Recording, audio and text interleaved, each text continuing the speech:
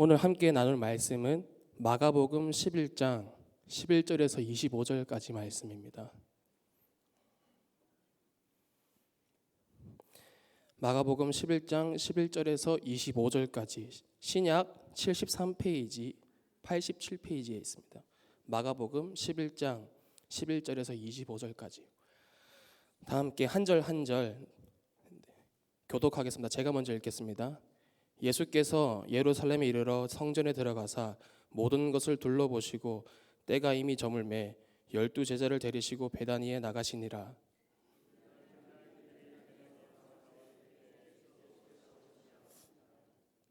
멀리서 잎사귀 있는 한 무화과 나무를 보시고 혹 그 나무에 무엇이 있을까 하여 가셨더니 가서 보신즉 잎사귀 외에 아무것도 없더라. 이는 무화과의 때가 아님이라.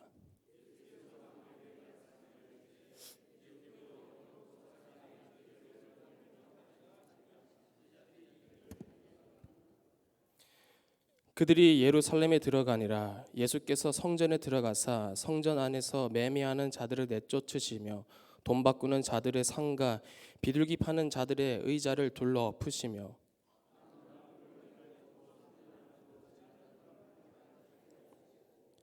이에 가르쳐 이르시되 기록된 바 내 집은 만민이 기도하는 집이라 칭함을 받으리라 하지 아니하였느냐. 너희는 강도의 소굴을 만들었도다 하시매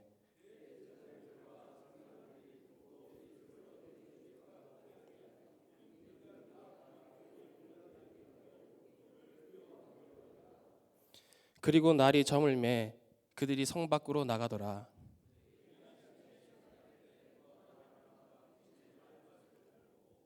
베드로가 생각이 나서 여짜오되 랍비여 보소서 저주하신 무화과 나무가 말랐나이다.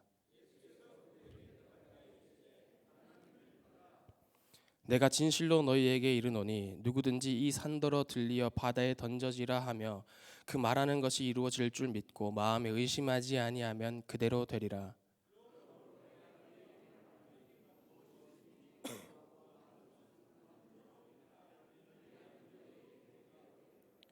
함께 읽겠습니다. 서서 기도할 때 아무에게나 혐의가 있거든 용서하라. 그리하여야 하늘에 계신 너희 아버지께서도 너희 허물을 사하여 주시리라 하시니라. 아멘. 아멘. 오늘 기도에 참석하신 모든 성도님들께 하나님께서 부어주시는 믿음과 기도의 능력이 회복되고 또 용서와 사랑이 삶 속에서 열매로 맺어지길 소망합니다. 아멘. 교회를 다니지 않거나 신앙이 없는 사람들에게 무화과 하면 떠오르는 것을 물어보면 거의 대부분 과일의 한 종류로만 생각하겠죠. 그런데 우리처럼 신앙이 있는 사람들은 더 다양하게 생각할 것 같습니다. 누구는 무화과 나무 잎이 마르고 라는 복음성가를 떠올리실 테고 또 누군가는 예수님께서 자주 비유에 사용하신 열매다라고 생각하실 테고 또 성경을 좀 더 유심하게 또 보신 분들이라면 무화과 나무가 예루살렘이나 이스라엘을 상징하는 것으로 생각하실 수도 있을 것 같습니다. 오늘 본문을 익히 알고 있는 분들은 저주를 받아 말라버린 무화과 나무에 대해서 그렇지 무화과 나무가 열매가 없으니 저주를 받아 말라버린 것은 당연한 일이야 라고 생각하실 수 있을 것 같은데 우리보다 훨씬 이전에 2000년 전에 사람들은 이 무화과 나무 하면은 어떻게 생각했었을까요? 지금이야 2000년이 지났으니 저주받은 이 나무가 썩어서 흙으로 돌아간 지 한참이 지나서 우리는 흔적조차 찾을 수 없겠지만 예수님께서 부활하시고 승천하신 지 얼마 되지 않았을 때는 이 무화과 나무는 그 자리에 그대로 남아서 사람들에게 깊이 생각할 만한 것들을 안겨주었을 것입니다. 당연히 그 나무를 둘러싸고 소문이 났겠죠.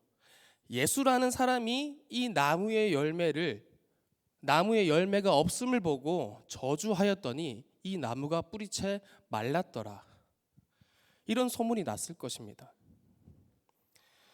예루살렘과 베다니 사이 이 나무 앞을 자주 지나다니던 사람들은 이 소문을 듣고 아니 멀쩡한 나무는 도대체 왜 저주해가지고 먹지도 못하게 만들어놨냐라고 생각하진 않았을 것입니다. 오히려 아니 도대체 예수란 사람이 누구길래 멀쩡했던 이 무화과 나무를 이리도 삐쩍 마르게 만들 수 있다는 것인가 라고 생각하지 않았을까요? 이들 중에 우리에게 익숙한 이름에 철수라는 사람이 있다고 한번 해봅시다. 철수는 과거에 이 나무가 여름부터 먹음직한 열매를 내주어서 목이 마르고 허기질 때마다 목을 축이고 배를 채웠던 일을 기억할 것입니다. 그리고 이 나무의 무성한 잎사귀들이 만들어낸 그늘 아래에서 잠시 쉬어가며 다음 여정을 준비했을 것입니다. 그런데 그 나무가 어느 날 갑자기 어떤 열매도 맺지 못하게 뿌리채 말라 버렸는데 도대체 이 나무를 마르게 한 예수란 사람이 누군지 궁금해서 예루살렘에서 자신을 예수의 제자라고 말하며 예수께서 하셨던 일과 말씀을 가르치는 사람들을 찾았을 거란 말입니다. 제자들에게 무화과에 대한 자세한 이야기를 들어보니 이거 보통 일이 아니구나라는 것을 직감했습니다. 제자들은 이렇게 말했을 거예요. 우리들은 예수님과 함께 베다니에서 출발하여 감람산을 거쳐 예루살렘으로 들어가던 중이었어요. 감람산에 올라 이제 막 예루살렘이 보이기 시작하는데 예수님께서는 아직 열매를 맺지 않은 무화과 나무를 보시고 갑자기 이제부터 영원토록 사람이 내게서 열매를 따먹지 못하리라 라고 저주하셨습니다. 우리는 그 나무를 지나 예루살렘에 들어갔고 다음 날 다시 베다니로 돌아가는 길에 예수님께서 어제 저주하신 그 나무가 뿌리채 말라버린 것을 목격했습니다. 당신이 본 무화과 나무가 바로 그 나무입니다. 무화과 나무가 아무 이유 없이 혼자 말라버린 게 아니라 예수라는 분이 저주하셔서 그렇게 됐다는 소문을 진짜로 확인한 순간이었습니다. 철수는 예수란 분이 궁금해서 그가 예루살렘에서 무엇을 하셨는지 뿌리채 말라버린 무화과는 왜 그런 저주를 받았는지 알고 싶어졌습니다. 그래서 철수는 제자들이 해주는 예수님 이야기에 귀를 기울이기 시작했습니다. 오늘 저와 여러분도 하나님께서 우리에게 남겨주신 이 본문에 귀를 기울이는 시간이 되길 소망합니다. 예수님께서 무화과를 왜 저주하셨는지, 성전은 왜 청결케 하셨는지, 그리고 이 사건들과 전혀 관련 없어 보이는 믿음과 기도, 용서는 왜 우리에게 말씀하셨는지 함께 알아가며 하나님의 뜻을 구하는 이 밤이 되길 소망합니다.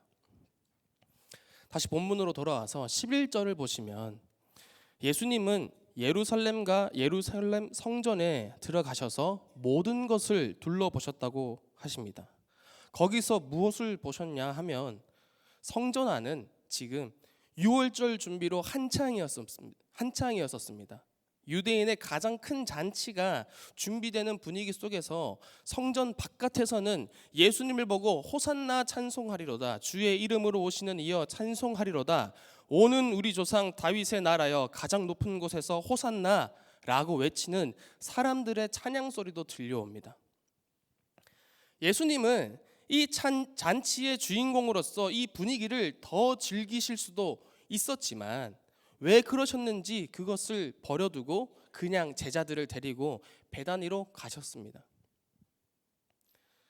다음 날 예수님은 다시 제자들을 데리고 예루살렘으로 향하셨는데 이 베다니와 예루살렘 사이에는 우리가 잘 아는 감람산이 있습니다. 감람산.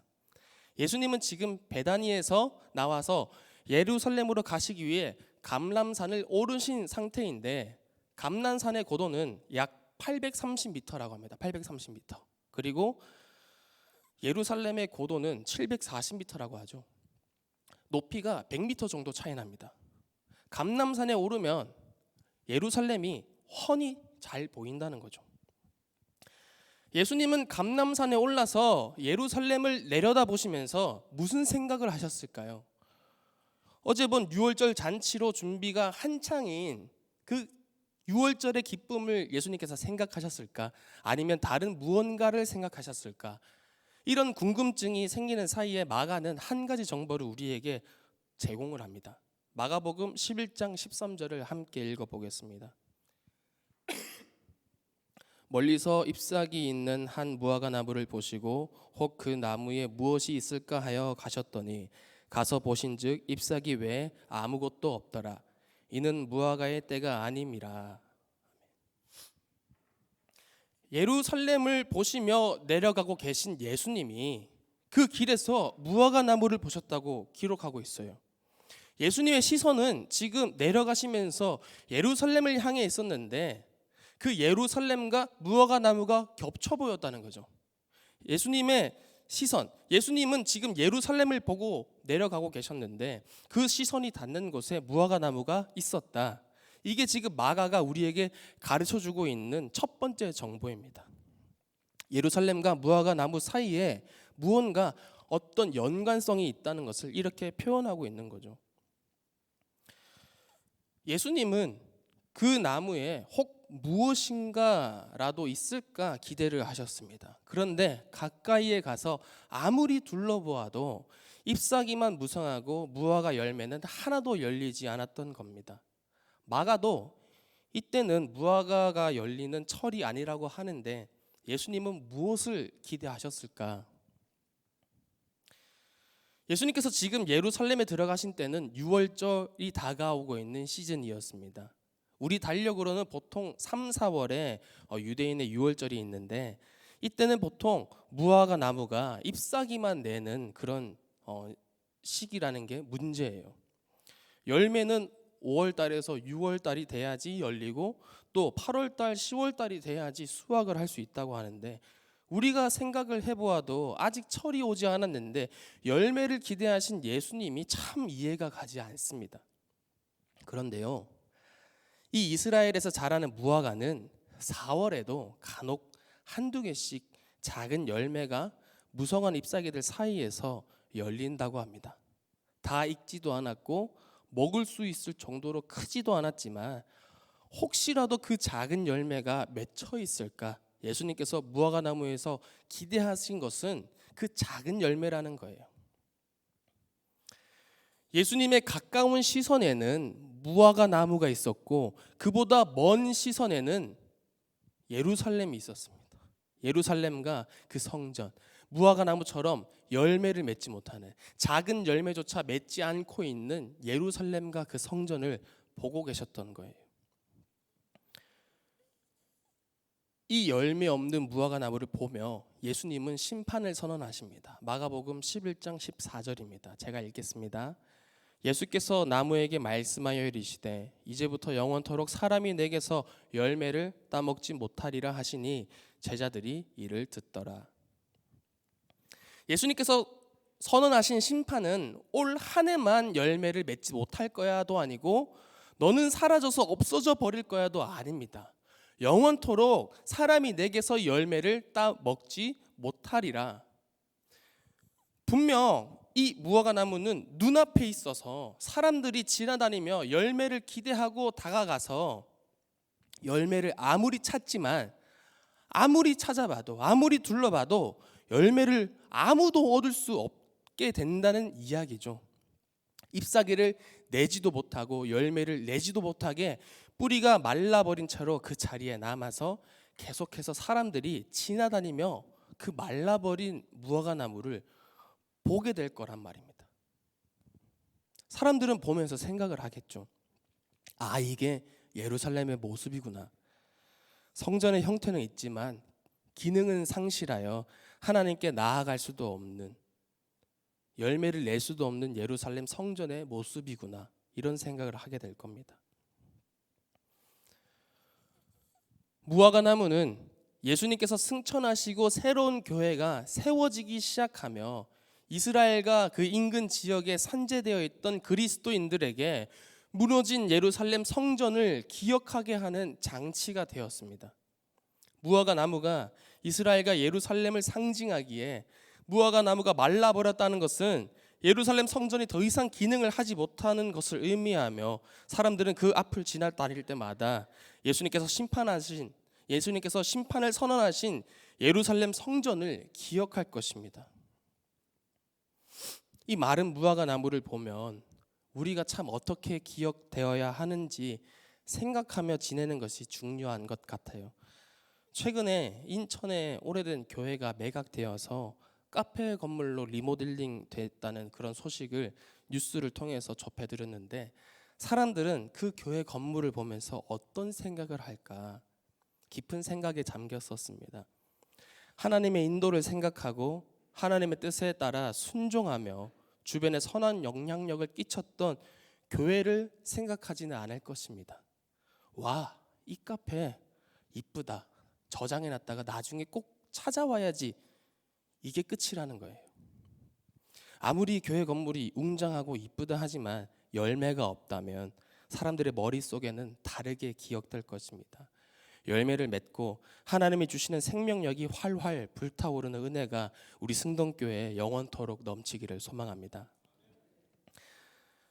무화과 나무나 예루살렘 성전이나 작은 열매를 맺지 못해서 심판을 받았다면 예수님께서 바라셨던 그 작은 열매는 무엇일까? 우선 이스라엘이란 나라가 맺어야 할 열매를 한번 살펴보겠습니다. 출애굽기 19장 5절에서 6절 말씀을 보면, 세계가 다 내게 속하였나니 너희가 내 말을 잘 듣고 내 언약을 지키면 너희는 모든 민족 중에서 내 소유가 되겠고 너희가 내게 대하여 제사장 나라가 되며 거룩한 백성이 되리라. 너는 이 말을 이스라엘 자손에게 전할지니라. 이스라엘이 하나님을 믿고 하나님의 언약 백성이 되어서 열방이 하나님께 나아오게 만드는 그런 통로가 되는 것이 바로 이스라엘이 맺어야 했던, 이스라엘에게서 나타나야 했던 그런 열매, 소명이었다는 거죠. 세상에 빛이 되는 것이 이스라엘의 열매이자 소명이었습니다. 우리가 자주 기도하는 기도 제목 중에서 세상에 빛이 되게 하소서라고 기도를 하잖아요.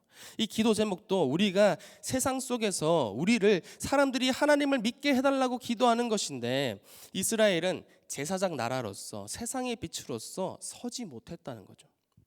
하나님의 말씀을 듣지도 않았고 언약을 지키지도, 율법에 순종하지도 않았습니다. 그래서 그들은 열매를 맺지 못하고 결국 포로 신세로 전락했죠. 지금도 국토를 가졌다고는 하나 로마의 국가 주권이 넘어가 있는 상태이기에 포로와 다름없는 그런 신세였었습니다. 이런 상태에서 대제사장들과 서기관들은 또 어땠냐면, 오늘 본문과 동일선상에 있는 마태복음 21장 15절을 읽어보면, 대제사장들과 서기관들이 예수께서 하시는 이상한 일과 또 성전에서 소리질러 호산나 다윗의 자손이여 하는 어린이들을 보고 노하여 라고 기록되어 있는데, 구약 성경이 말하고 있는 메시아를 눈앞에 두고도 가장 먼저 환영하고 가장 먼저 호산나라고 소리를 쳐야 했던 그 대제사장들과 서기관들은 메시아를 알아보지도 못하고 오히려 어린 아이들의 찬송 소리를 듣고 화를 냅니다. 그리고 어떻게 예수를 죽일지 의논하고 있습니다. 오히려 이들보다 가난하고 약하며 지식 없는 어린 아이들의 입에서 찬양이 흘러나오는데, 예수님은 제사장과 서기관들에게 이렇게 말씀하시죠. 어린 아기와 젖먹이들의 입에서 나오는 찬미를 온전하게 하셨나이다 함을 너희가 읽어본 일이 없느냐. 한 번씩 유초동부 아이들이 예배 시간에 율동하는 것을 보고 있으면 예수님께서 이 아이들의 믿음과 찬양을 온전케 하실 거라는 그런 믿음이 생기는 것 같아요. 제가 다니던 모교회에서 청년회와 중고등부 안에서 한 8명 정도 꾸려서 팀을 만들었었는데, 토요일, 주일 그리고 평일 시간 되는 날마다 모여서 찬양 연습을 했었습니다. 처음에는 드럼 소리도 되게 둥탕둥탕 시끄럽게 들리고, 또 어린 애들이 모여 있다 보니까 뒷정리도 잘 안 돼서 그런 문제들 때문에 교회에 이제 어르신들이 별로 안 좋아하셨어요. 왜 이렇게 늦게까지 연습하냐, 드럼은 좀 안 치면 안 되냐, 정리하지 않을 거면 쓰지를 말라, 이렇게 말씀하셨는데, 그렇게 계속 연습을 해가니까 어느덧 고향에 있는 청소년들을 초대해서 예수님을 믿든지 믿지 않든지 청소년들을 초대해서 매달 함께 찬양하며 예배드릴 수 있는 그런 시간을 만들 수 있게 됐더라고요. 이게 1년이 가고 3년이 가고 또 5년이 지나니까 이 구미 지역의 청소년들 사이에서 기독교 문화가 다시 활발해지고 또 많은 교회에서 사라졌던 문학의 밤이라는 행사도 부활하여서 구미 지역의 청소년들의 신앙이 뜨거워졌던 적이 있었습니다. 그때 당시에 찬양팀을 같이 했던 8명 중에 5명이 지금 목사 전도사로서 지금 사역을 하고 있는데, 이처럼 어린 시절 부르는 찬양을 하나님께서 받아주시고 기쁘게 사용하시는 도구로 사용해 주신 것, 세워주신 것 같습니다. 이렇게 우리 승동교회 아이들도 하나님께서 그렇게 사용하시는 도구로서 세워주실 거란 그런 믿음을 가지고 아이들과 함께하고 있는데 많은 기도 부탁드립니다. 다시 본문으로 돌아와서 이스라엘은 제사장 나라로서 열매를 맺지 못했고 메시아를 눈앞에 두고도 알아차리지 못하는 그런 영적 무능력 상태에 빠져 있었습니다. 이것을 더 명확하게 보여주는 게 성전에서 벌어진, 성전에서 자행된 그런 사업들이죠. 예수님은 전에 예루살렘 성전을 돌아다니시면서 유월절 준비가 한창인 그런 즐거움을 보신 게 아니에요. 무화과 나무를 저주하신 그 전날에 예수님께서 예루살렘과 성전을 두루 다니시며 모든 것을 보셨다고 하셨는데, 예수님께서 보신 것은 성전에서 자행된 판매 사업을 보신 것입니다. 마가복음 11장 15절을 함께 읽어보겠습니다. 그들이 예루살렘에 들어가니라. 예수께서 성전에 들어가사 성전 안에서 매매하는 자들을 내쫓으시며 돈 바꾸는 자들의 상가, 비둘기 파는 자들의 의자를 둘러 엎으시며. 이런 일들은 원래 성전 바깥 영역에서 이루어졌던 일이에요. 이런 판매가 원래는 없었던 게 아니에요. 원래부터 있었는데 성전 바깥에서 이루어졌던 일입니다. 그런데 이게 장사가 잘 돼도 너무 잘 된 거예요. 그러니까 너무 잘 되니까 이 사업이 자꾸 커져서 이 사업에 뛰어들고 싶은 사두개인들이 점점점 많아진 겁니다. 그래서 이 규모가 점점 커지니까 성전 안까지 침범하게 된 것인데, 문제는 이 성전 안에서는 다른 일들이 이루어져야 했던 거죠. 성전 사업들이 주요 업무가 돼서는 안 된다는 거였습니다. 유대인이라면 예루살렘에 살지 않아도 1년에 한 번은 꼭 예루살렘에 들려서 제사를 드려야 했는데 반드시 제물을 드려야 하죠. 재산이 많으면 소나 양을, 또 재산이 적으면 비둘기라도 제물로 바쳐야 했습니다. 그런데 이 성전이 장터로 바뀌었죠. 이렇게 장사가 이루어지고 있는 이 공간은 성전 안에서도 이방인의 뜰이라는 공간인데, 이 공간은 유대인들에게뿐만 아니라 이방인들에게도 열려있는, 개방되어 있어서 모두가 출입을 할 수 있는 그런 공간이었습니다. 이방인을 멀리하는 유대인들이 왜 성전 안에 이런 공간을 만들도록, 이런 공간이 생기도록 가만히 두었냐 하며, 유대인들에게는 제사장의 나라로서 가지고 있던 세상의 빛이 되는 그런 소명이 있었다고 했죠. 이방인들이, 열방이 하나님께 나아오게 하는 그런 통로가 되는 것이 그들이 가지는 소명이었고 그들이 맺어야 하는 열매였습니다. 그런데 이 이방인의 뜰이라는 장소를 설치해서 거기서 율법을 강론하고 또 회당으로 모여서 사람들이 유대교를 접할 수 있게 만들었어요. 이방인들이 유대교를 접하고 율법을 접하고 하나님의 말씀을 듣고 하나님이 어떤 분이신가를 알 수 있게 하는 그런 공간이었단 말입니다. 유대교로 개종할 수 있도록 만든 그런 공간이었어요. 그런데 원래 이스라엘이 제사장 나라로서 해야 했던 그런 역할을 이 이방인의 뜰에서 수행하고 있었던 겁니다. 그런데 정말 잘하고 있는 일이잖아요. 그들이 가진 소명, 그들이 맺어야 하는 열매를 이 이방인의 뜰에서 수행할 수 있었고 맺을 수 있었습니다. 그런데 이 이방인의 뜰에서 자행됐던, 벌어졌던 일들이 무엇이었습니까? 판매 사업이었습니다.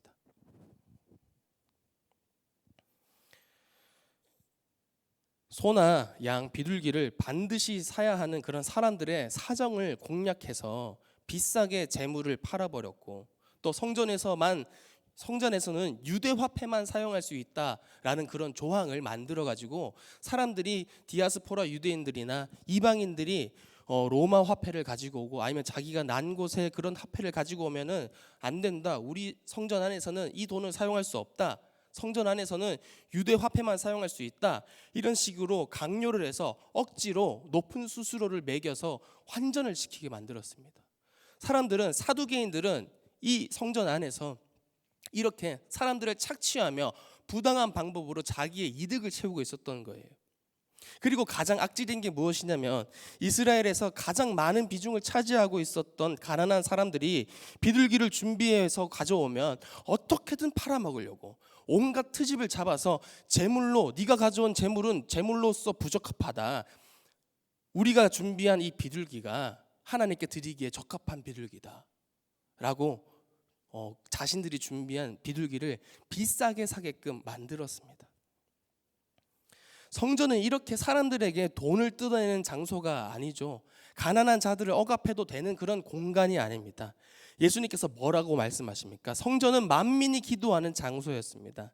이곳에서 드려지는 피의 제사로 하나님께 용서를 받는 그런 공간이었고, 받은 용서를 기억해서 다시 사람들에게 나아가 자비를 기억하고 용서를 베푸는 그런 공간이었죠.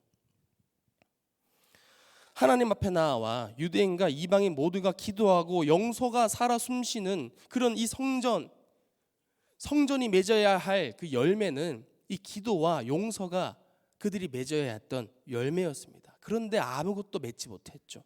오히려 이방인이 억압당하고 가난한 자들이 횡령당했습니다. 실패했다는 겁니다. 예수님은 실패한 이스라엘과 예루살렘 성전을 보고 영원토록 사람이 내게서 열매를 따먹지 못하리라 라는 그런 심판을 선언하셨는데, 더 이상 이스라엘은 제사장 나라로서 소명을 잃어버렸고, 열방은 더 이상 이스라엘을 통하여 영원히 빛을 볼 수 없게 되었습니다. 그렇다면 세상은 이제 어떻게 빛을 볼 수 있을까요? 마가는 여기에 대해서 명쾌한 단답형 정답으로 예수님이라고 남기지 않고 예수님께서 성전을 청결케 하신 그런 사건을 기록했습니다.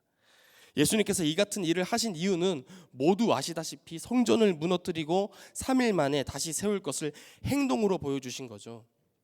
예수님께서 하나님과 우리 사이에 친히 성전이 되시기 때문에 더 이상 그 건물로서 성전은 필요 없어지게 됨을, 더 이상 성전에서 제사를 드리지 않아도 예수님을 통해서 하나님께 나아갈 수 있음을 이 청결 행위로 보여주신 겁니다.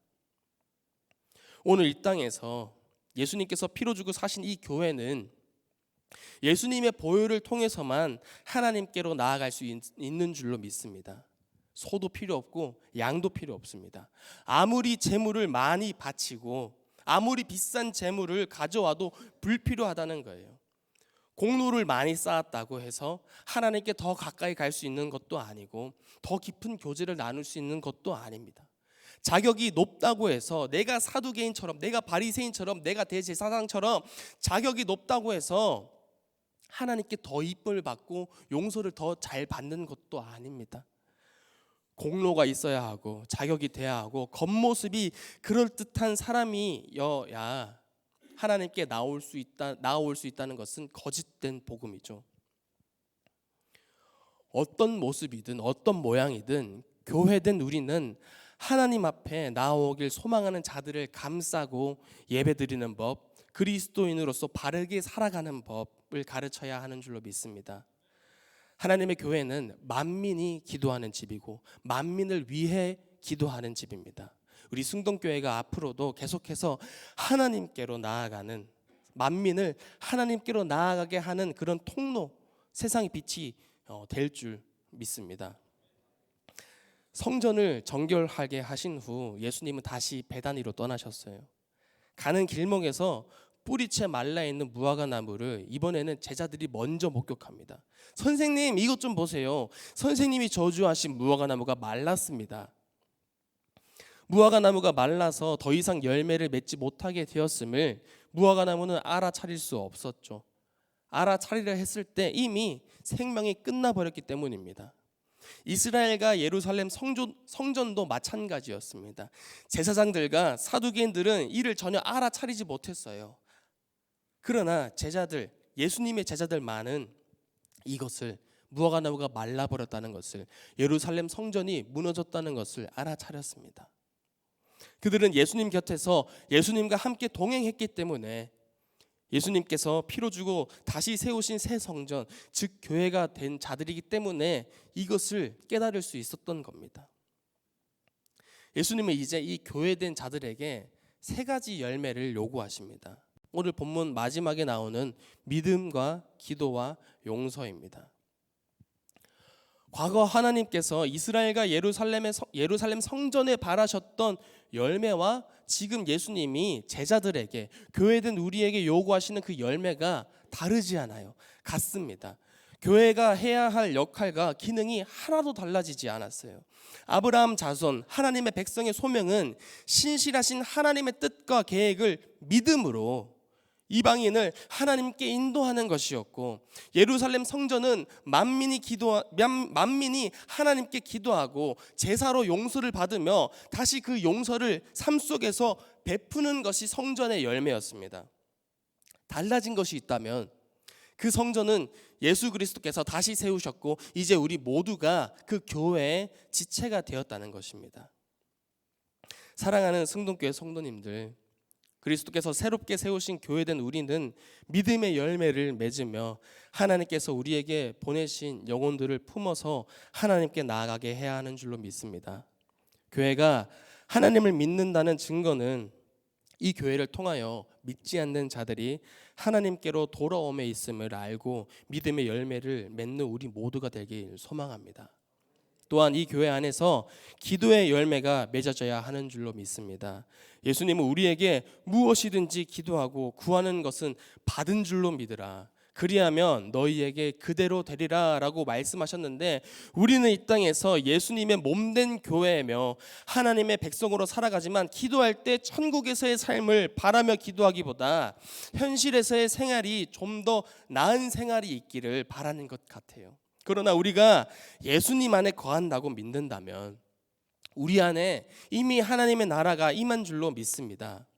무너진 예루살렘 성전을 통해 아무리 기도해도 하나님께 나아갈 수 없습니다. 내 안에 계신 예수님, 예수 그리스도를 통해서만 기도하며 나아갈 때 하나님께서 우리를 받아주실 줄 믿습니다.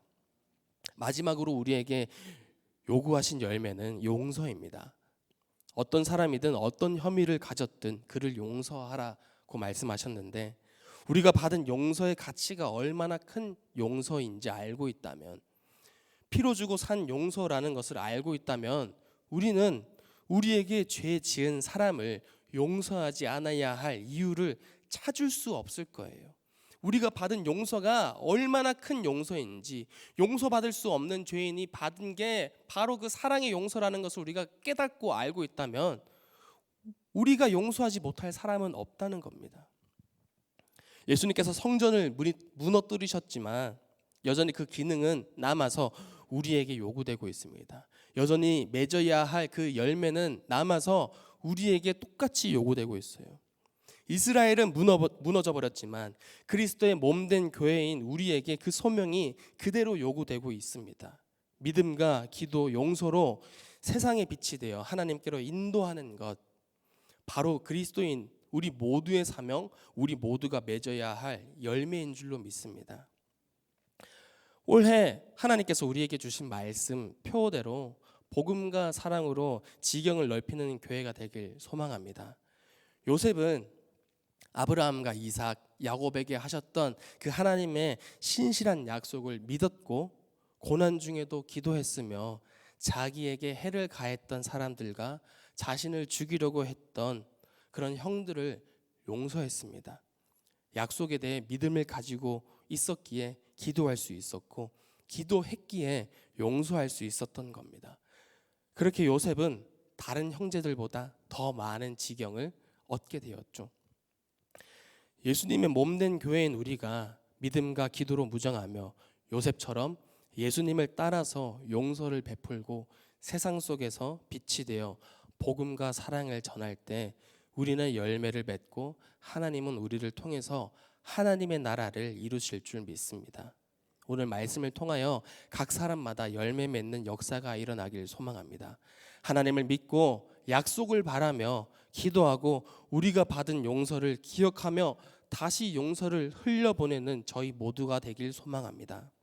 이 믿음과 기도와 용서의 삶을 사는 우리 모두를 하나님께서 교회로 세우시고 하나님과 우리 모두의 지경을 넓히실 줄 믿고 우리 모두에게 이 은혜가 임하기를 간절히 소망합니다. 다 함께 그리스도의 계절이란 찬양을 부르실 텐데요.